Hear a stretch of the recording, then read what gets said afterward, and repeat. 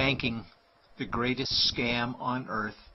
Thomas Jefferson said, "I believe that banking institutions are more dangerous to our liberties than standing armies. If the American people ever allow private banks to control the issue of their currency, the banks will deprive the people of all property until their children wake up homeless on the continent their fathers conquered." Jefferson's warning is already here.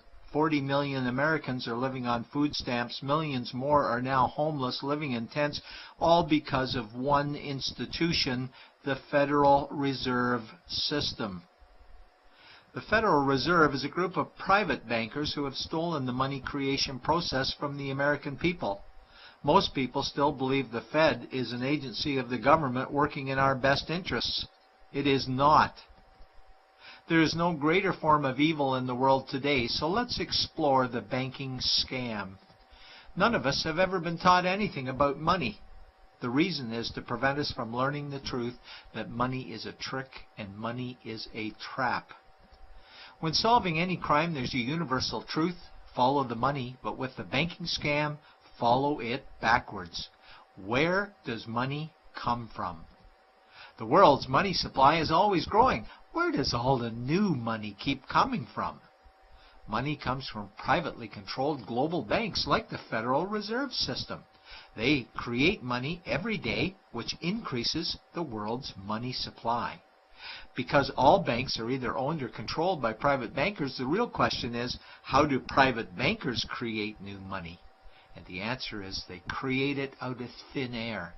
Bankers create money out of nothing. They make it up. It is a fiction. Wow. Godlike power to create something of value out of nothing. A stroke of a keyboard and money is created. In fact, only 3% of the world's money is even in the form of bills and coins, which means 97% of all money in the world is just numbers typed on a computer screen. This is part one of the banking scam. Money is created out of nothing. The second part of the scam is this phony money is issued as debt.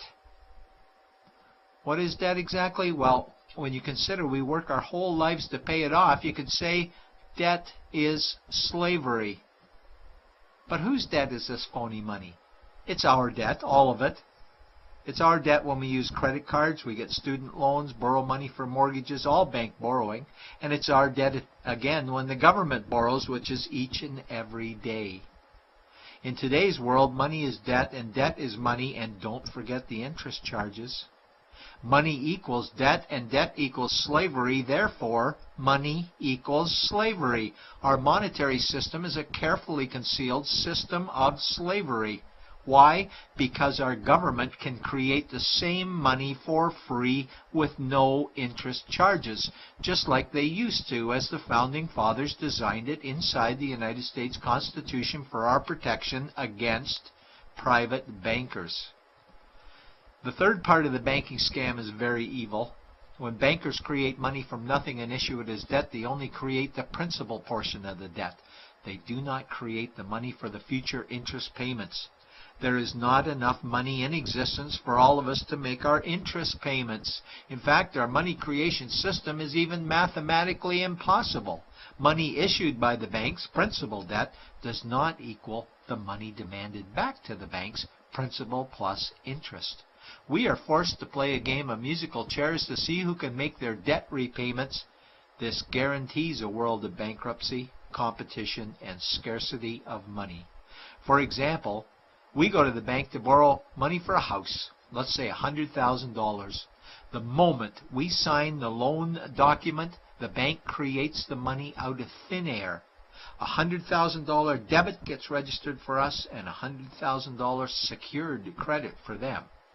Then one of two things happens. Either we give the bank 30 years of labor making house payments totaling $300,000 for the original $100,000 we borrowed, or the bank takes our house.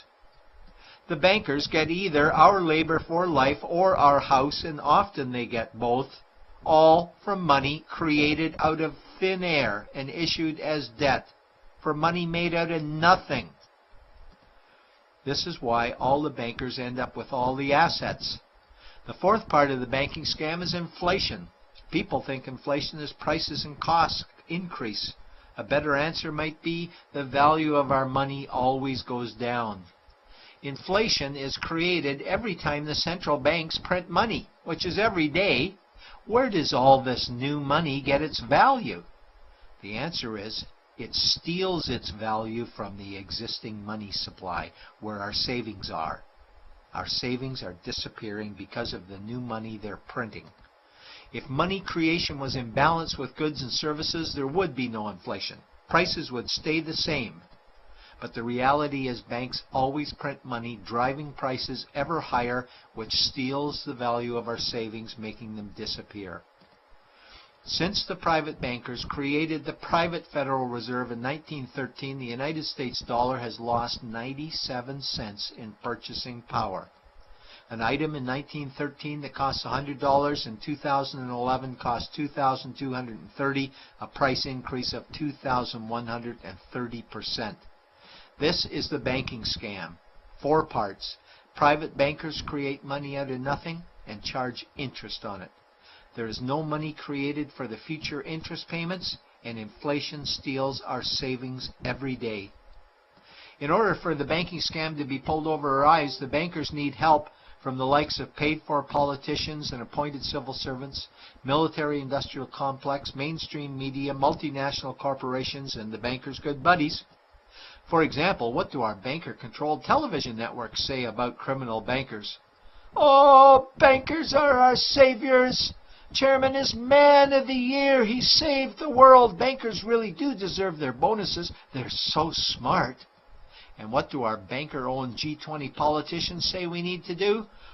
That we must save our banking system, and now we need austerity measures, like increasing existing taxes and bringing in new taxes, cutting our social programs, including education and health care, stealing from our pension plans while increasing the retirement age, keeping us working for more years at lower wages while placing our children and grandchildren in debt and servitude for their future lives.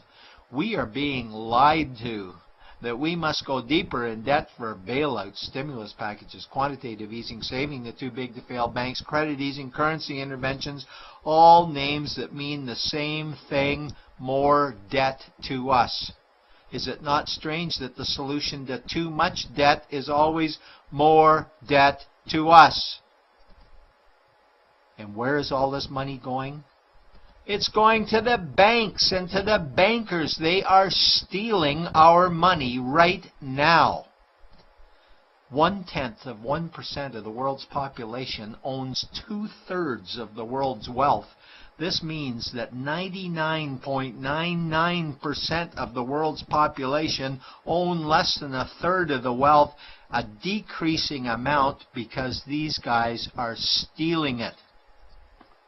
We desperately need to wake up to the banking scam. It is time for change.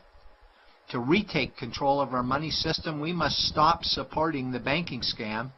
Lincoln said the government should create all the currency and credit needed to satisfy the spending power of government and the buying power of consumers.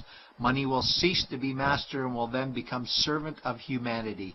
And Jefferson said the issuing power of money should be taken from the banks and restored to the people to whom it properly belongs. It's a pyramid scheme. And we, the people, are the bottom layers of the banking pyramid. Without our support, the banking scam collapses. We have to do it ourselves. Wake up, get active, wake others. Remove our money from the bank. Buy gold and silver coins. Get out of debt. Rip up your credit cards. These actions will bring down the banking scam. Only vote for politicians who support debt-free money, or run for office yourself, and turn off mainstream media to search for the truth while you still can. And support every effort to end the Federal Reserve System and all the privately owned central banks. Let's bring these criminals to justice to get our money and our countries back before it's too late.